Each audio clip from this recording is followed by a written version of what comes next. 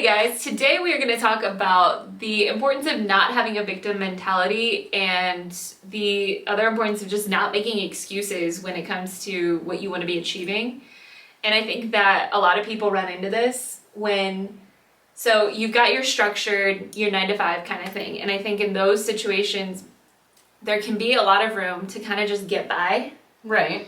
Because you're there. You're physically there. Somebody's keeping you accountable for your attendance. However, not necessarily productivity-wise unless you have something where you have reports due on a certain time. They don't know that you're not getting it done until the very last minute. Right, exactly.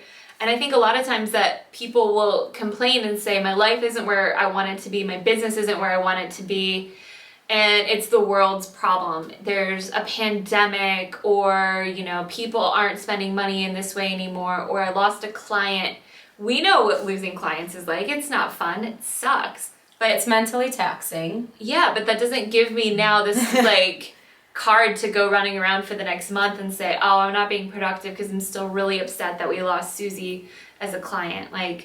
Oh my God. It's no, this is now you hit that bump. You have to work harder. You've got to up your skills. You've got to figure out what comes next. Well, not only that, but then you have to look at the big picture of why did you lose Susie? Was it something on your end? Was there a loss in communication between you and Susie? Was there something on Susie's end that she just lost her cookies altogether and pulled the plug?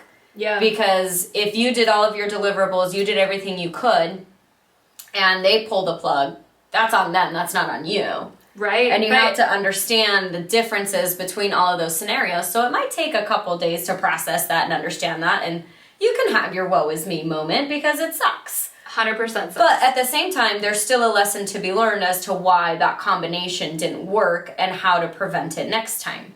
Exactly. So I think it's important that when you hit these road bumps, you do take that reflection time to think about the situation as a whole and where you started, where you were trying to get to, and what you accomplished in that in-between period. Because I think a lot of times when you don't get the result that you had intended, you can beat yourself up and say, oh my God, this is all my fault.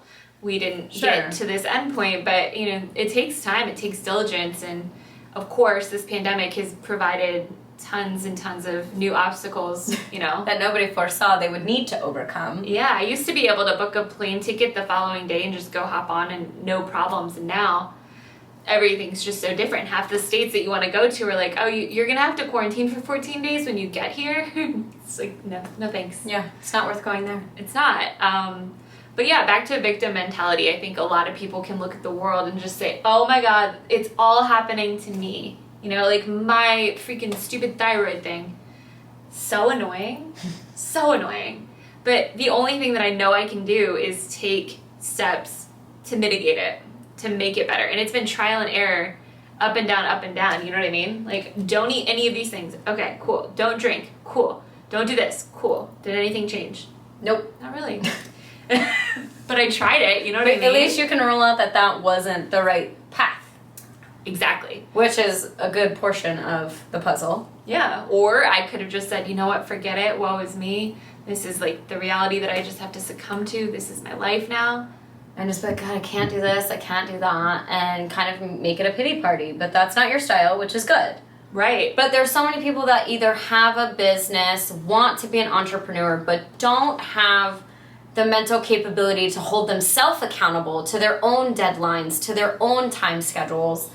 They just go, oh, well, I can do whatever I want today. And 14 days goes by and you still didn't write that article you were going to write. You still didn't upload your credit card statements into QuickBooks that you need to do for your accountant. Those little things that add up time after time to make your business more successful or to help level you up even a hair. 100%. Because they're not in that 9 to 5 job where they have a boss who's looking over their shoulder, exactly. Micromanaging them. They don't want to be micromanaged. They think they can do it better themselves. So great, take that leap of faith and do it, but understand what is involved in being successful. You've got to hold yourself accountable. You can't play a victim when it's your own business because it's going to be your own fault. If you're trying to create a life that you get to design yourself, essentially, there is a lot of perks that come to that, but there's a ton of self-accountability that has to be in place, because if you don't do that, you're going to be stuck in that 9-to-5 rat race for the rest of your life. So yeah, you can play the victim mentality and all that stuff in your corporate kind of career. I don't know how far you're going to get. I'm not in corporate world, but in the small business entrepreneurial world, every person is so crucial to getting to that next level. And if one person isn't able to see that their value add is incredibly important and their commitment is really important, then it creates a big problem, but it's really glaringly obvious. You're not one of 60 people. You're one of like 3, 4, 5, 6, and everything you do is important because it's building blocks. Right. You know what I mean? Like, or it could be that you are the person A in making the bullet points for the presentation, and then you've got to get your stuff in there so that the designer can then make it pretty, so that the presenter can then take it to the meeting and present it.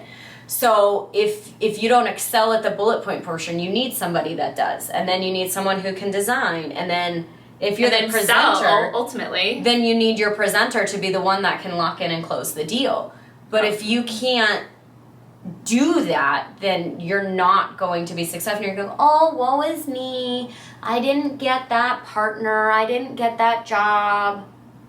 Yeah. And then you start your whole pity party process all over again. Well, that's the difference between high achieving individuals and people who will always live on the mediocre level. Mediocre is fine for a lot of folks, but I know for Kendall and I, the only direction we want to be going is up. By next year at this time, I already have goals set for exactly where I want to see the business, how many events that I want to see under our belt, where I want to see our team, how things should be structured. I hope to God that we've grown so much that we're moving out of this office, even though moving sucks, and we're thinking about, okay, well, now where do we go next? We've got the world as our oyster. Or maybe we're staying here, but we're expanding to new cities, and we've got a lot of new opportunities.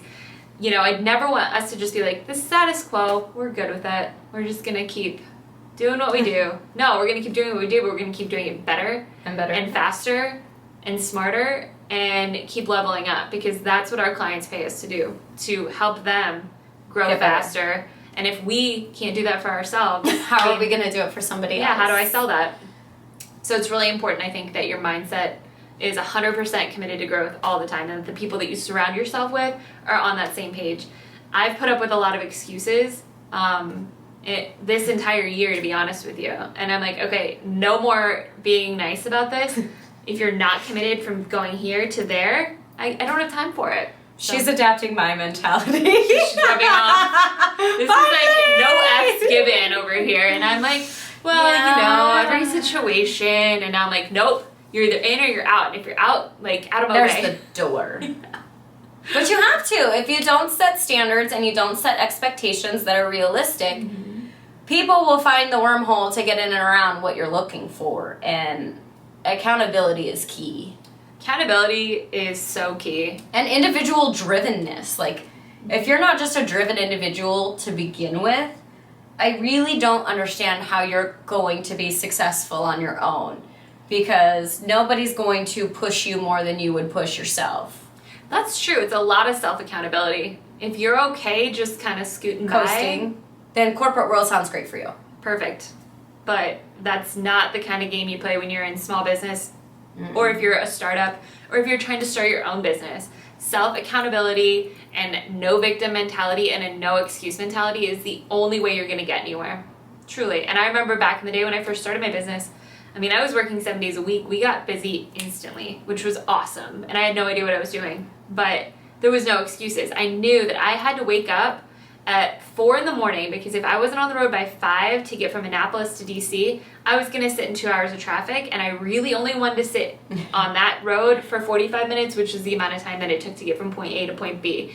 But if I was making excuses and I woke up late, 2 hours was gone by, and I remember we would walk into this client's house, and it would be usually right before 6 a.m., and she was still asleep, but she knew that we had to get there early to get started, and she was like, I appreciate your work ethic, but had we done it the opposite way, we would have been rolling in at 8 or 9, and she would have been known. Like, wait, what have you been doing? Where are you guys? What's going on? Like, I hired you to get my entire life in order, and you're just rolling in at like 8, 9, 10. So with your coffee. Yeah, but like that's what it took. And we actually brought that client coffee every single morning because we knew what her Starbucks order was, and she liked us even more. When we finished up that job, she had given us each $500 gift cards to Starbucks, which took ages to use, but it was such a nice gesture because we had spent so much time and money, you know, buying her coffee throughout the tenure of this project. And yeah, that was actually the owner of the Redskins. So it was an interesting journey, but nonetheless, it was a no excuse mindset, and that's how I think I've been able to be successful, and that's why Kendall is efficient and successful as she is, but that's what it takes. So there you have it for today, guys. catch you next time. Bye.